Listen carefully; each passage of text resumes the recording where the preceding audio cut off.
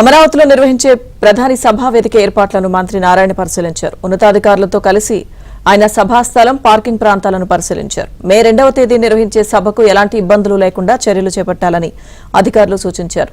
Traffic jam కాకుండా 11 చోట్ల స్థలాలను ఏర్పాటు చేసినట్లు తెలిపారు.